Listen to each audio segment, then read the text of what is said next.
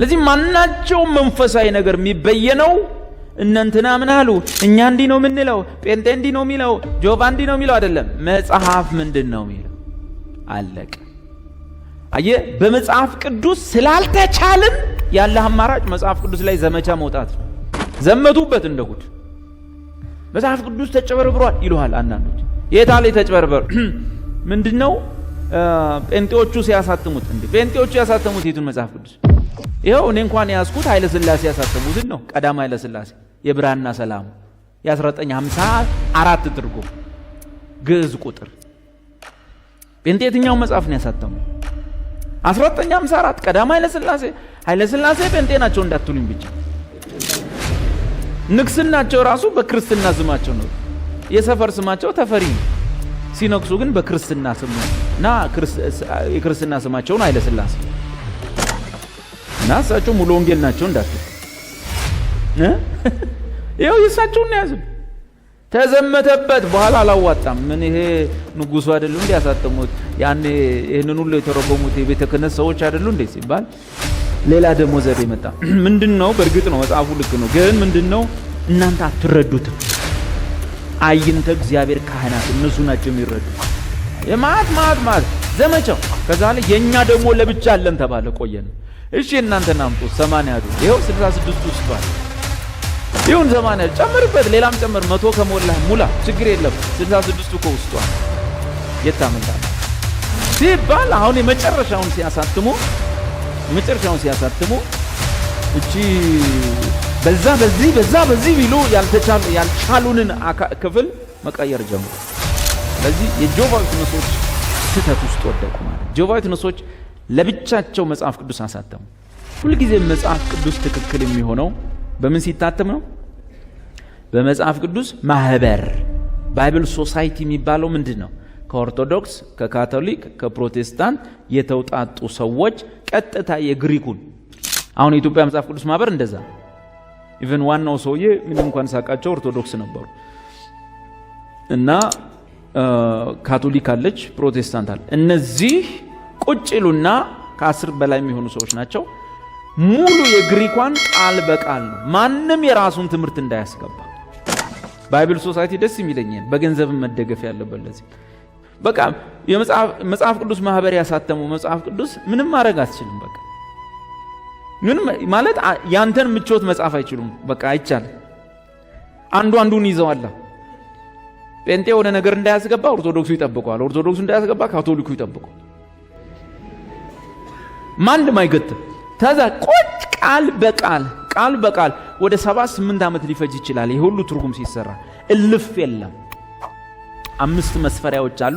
መጽሐፍ ቅዱስ የሚለው አንዳውቴ ላይ አለ መስፈሪያዎቹ። በነዛ መስፈሪያ መሰረት እንደወረደች ተረጉማለች። ስለዚህ ምንድነው የሚያደርጉት?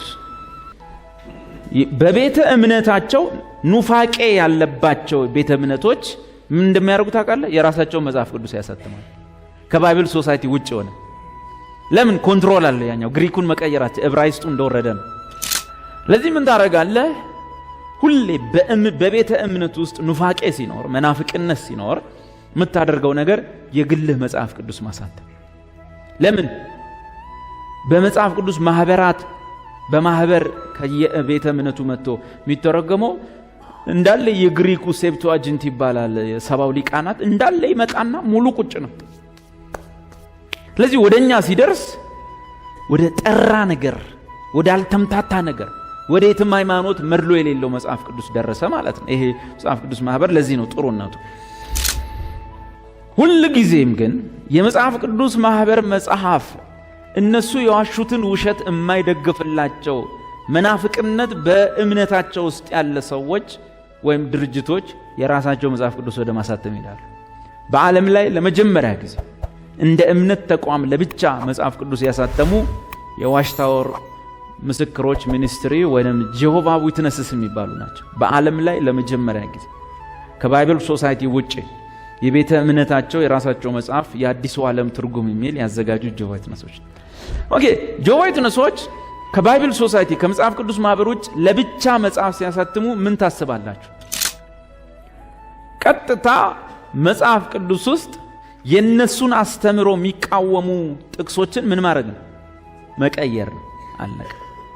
ለምሳሌ ጆቫ ዊትነሶች ከመጽሐፍ ቅዱስ ጋር በጣም የሚጣረሰው አንዱ ትምህርታቸው ዋነኛው ትምህርታቸው የኢየሱስ ክርስቶስን አምላክነት ወይም መለኮትነት መካር። ስለዚህ ኢየሱስ ክርስቶስ ለዘላለም የተባረከ አምላክ ነው የሚል ጥቅስ፣ ከሁሉ በላይ ሆኖ የተባረከ አምላክ ነው፣ የዘላለም ሕይወትና እርሱ እውነተኛ አምላክ ነው፣ አምላክ ነው፣ ከአብ ጋር እኩል ነው፣ እኔና አብ አንድ ነን ምናምን የሚሉ ጥቅሶች ላይ ምን ማድረግ ነው? ዘመቻ መውጣት ነው። ትቀይረዋለህ በዘዴ። እርሱ በእግዚአብሔር መልክ ሲኖር ሳለ የሚለውን ትቀይርና እግዚአብሔርን መስሎ ሲኖር ብሎ ይቀይረዋል።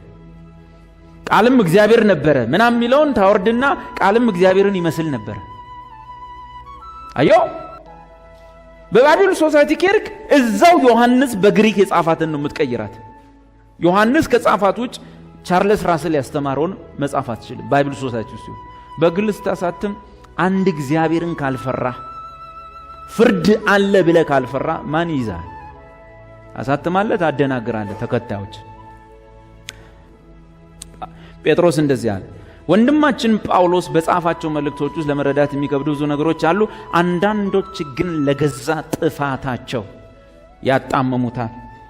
ለገዛ ጥፋታቸው ያጣመሙታል። በገዛ እጃቸው የሚፈርዱት በራሳቸው።